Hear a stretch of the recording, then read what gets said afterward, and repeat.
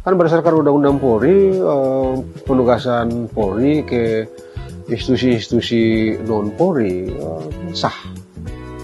Sampai dengan saat ini, pasal atau aturan yang menjadi dasar penempatan anggota Polri di luar Polri kan tidak dinyatakan konstitusional, dan karena itu maka secara konstitusi atau secara konstitusional itulah yang menjadi dasar bagi polisi dan atau pemerintah secara keseluruhan mengambil tindakan-tindakan, sebut saja misalnya menempatkan salah satu atau beberapa anggota Polri di luar institusi Polri.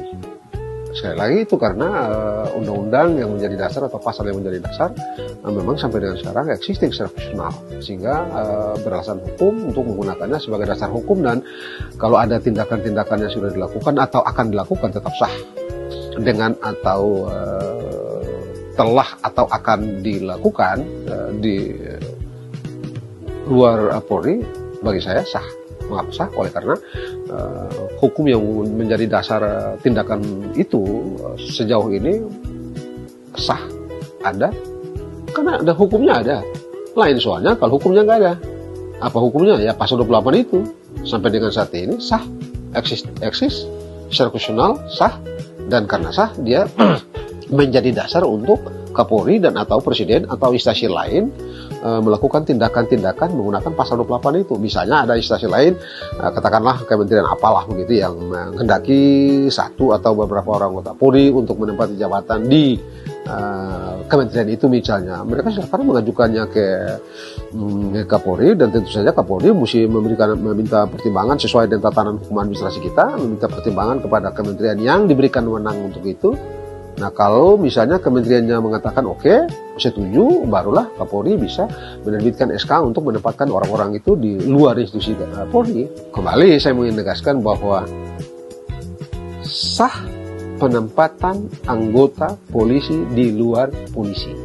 Mengapa sah? Karena ada undang-undang yang menjadi dasar itu sampai dengan saat ini sah berlaku. Di luar itu seluruhnya sah.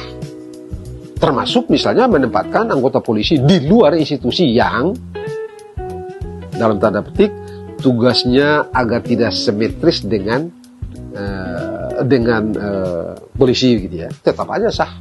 Hanya memang mesti atas dasar permintaan dari institusi itu dan disetujui oleh kementerian dalam yang diberikan kewenangan untuk menilainya. Dalam hal ini adalah Kementerian Reformasi Birokrasi itu. Nah, sepanjang itu memenuhi syarat sah. Karena itu menurut saya putusan Mahkamah Konstitusi yang baru diputuskan tadi itu tidak cukup fundamental mengubah tatanan tindakan-tindakan hukum berupa penempatan anggota kepolisian di luar kepolisian. Mengapa? Karena undang-undangnya yang menjadi dasar itu tidak berubah. Karena tidak berubah maka sah dijadikan dasar untuk melakukan tindakan penempatan anggota-anggota Polri di luar Polri sendiri.